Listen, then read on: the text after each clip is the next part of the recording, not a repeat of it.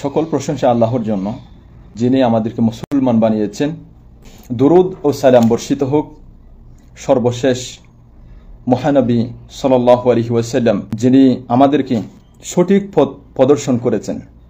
সম্প্রতি কালের কণ্ঠের প্রতিবেদনে আমার ব্যক্তিগত পেশ আল ফাতা সম্পর্কে একটি প্রতিবেদন তৈরি করা হয়েছে। মূলত রোহিঙ্গা রাজনীতি সম্পর্কে এই প্রতিবেদনটি তৈরি করা হয়, কিন্তু এখানে মুখ্য বিষয় হচ্ছে এখানে আল ফাতাকে জড়িয়ে ফেলা হয়েছে। কালের কণ্ঠের প্রতিবেদনটি আমি সম্পূর্ণরূপে প্রত্যাখ্যান করছি। আল ফাতা এটা আমার ব্যক্তিগত পেজ এবং ইউটিউবেও রয়েছে এই চ্যানেলটি। এটার সাথে RCPR নামের ওই সংগঠনটির কোনো রকম সম্পৃক্ততা নাই। আমি সেটা সম্পূর্ণরূপে প্রত্যাখ্যান করছি। হয়তো মনে করবে যে আল ফাতা এটা RCPR এর সাথে, সশস্ত্র বাহিনীর সাথে সম্পৃক্ততা থাকতে পারে, এরকম একটা মনে করতে পারে, ধারণা করতে পারে। তাই আমি আমার জায়গা থেকে এই বিষয়টি ক্লিয়ার করার জন্য চাচ্ছি। আল ফাতা এমন একটি চ্যানেল বা পেজ যেখানে স্বাধীনভাবে কথা বলা হয়, কারো গোলামি বা কারো দালালি করা হয় না। এটা শুধুমাত্র রোহিঙ্গা জাতির স্বার্থে আমার নিজ উদ্যোগে এটা আমি তৈরি করেছি। কোনোভাবেই সম্ভব না যে এমন একটা দলের সাথে আমার সম্পৃক্ততা থাকবে। আল ফাতা এটি একটি উন্মুক্ত স্বাধীন কণ্ঠ, যেটা জাতির স্বার্থে আমি নিজেই করেছি। RCPR এমন একটি সংগঠন যা মূর্খদেরকে নিয়ে গঠিত।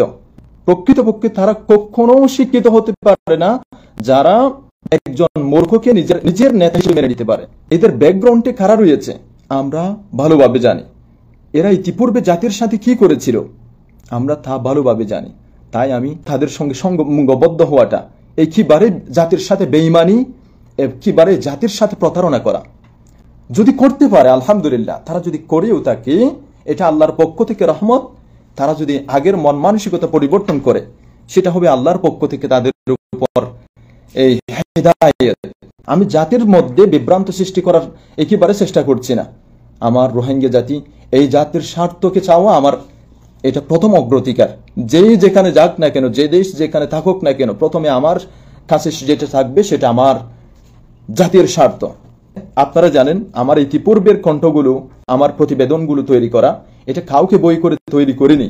এটা জাতির স্বার্থে, একমাত্র এই জাতিকে রক্ষা করার জন্য আমি নিজ উদ্যোগেই কাউকে বই না করেই প্রতিবেদনগুলো তৈরি করেছিলাম। আপনারা সেগুলো নিচে গিয়ে দেখে আসতে পারেন। আমি কারো দালালি করি না, কোন গ্রুপের সঙ্গে, এমন কোন গ্রুপের সঙ্গবদ্ধ হই না যারা জাতির সাথে গাদ্দারি করেছে অথবা জাতির সাথে গাদ্দারি করার সম্ভাবনা আছে অথবা এখনো প্রতিনিয়ত করে যাচ্ছেন। আপনাদের অবশ্যই বিবেক রয়েছে। বিবেক থাকলে মানুষকে সবগুলো ক্লিয়ার করতে হয় না। কিছু ইঙ্গিত ইশারার মাধ্যমে অবশ্যই মানুষ বুঝে নেই যে এই মানুষটি কি বলতে চাচ্ছে। এটা একটি বিষয় আপনারা ভেবে নিবেন, কার সঙ্গ দিচ্ছেন, কার সাথে কাজ করতেছেন, অবশ্যই আপনারা ভেবে চিনতে সিদ্ধান্ত আপনারা নিজেরা নেবেন। এরপর ওই সংগঠনের কার্যক্রম বিস্তৃত করার লক্ষ্যে আল ফাতা নামে একটি ফেসবুক পেজও ক্রিয়েট করেন দিল মোহাম্মদ। মিয়ানমারের সশস্ত্র বিদ্রোহী গোষ্ঠী আরাকান আর্মির বিরুদ্ধে যুদ্ধের প্রস্তুতি নিচ্ছে বাংলাদেশে থাকা রোহিঙ্গা শরণার্থীর কয়েকটি গ্রুপ। সম্প্রতি ইন্টারন্যাশনাল ক্রাইসিস গ্রুপের দেয়া এক প্রতিবেদনে এমন তথ্য প্রকাশের পর দেশের দক্ষিণ পূর্বাঞ্চলের কক্সবাজার জেলার টেকনাফ ও উখিয়ায় থাকা রোহিঙ্গা শরণার্থী শিবিরে ঘটনার সত্যতা জানতে অনুসন্ধান চালায় কালের কণ্ঠ মাল্টিমিডিয়া টিম। অনুসন্ধানে জানা গেছে রোহিঙ্গা নেতা দিল মোহাম্মদ 2024 সালের সেপ্টেম্বর মাসে Rohingya committee piece and repatriation RCPR নামে একটি সংগঠনের আত্মপ্রকাশ ঘটান, যে সংগঠনটির চেয়ারম্যানের দায়িত্বে রয়েছেন তিনি। দেখা গেছে গত 5 মাস ধরে তিনি কক্সবাজারের বিভিন্ন রোহিঙ্গা ক্যাম্পে মিটিং করছেন। তার ফেসবুক পেজে নিয়মিত প্রেস বিজ্ঞপ্তি প্রকাশ করে রোহিঙ্গাদের ঐক্যবদ্ধ ও মাতৃভূমি স্বাধীন করার প্রস্তুতির আহ্বান জানাচ্ছেন।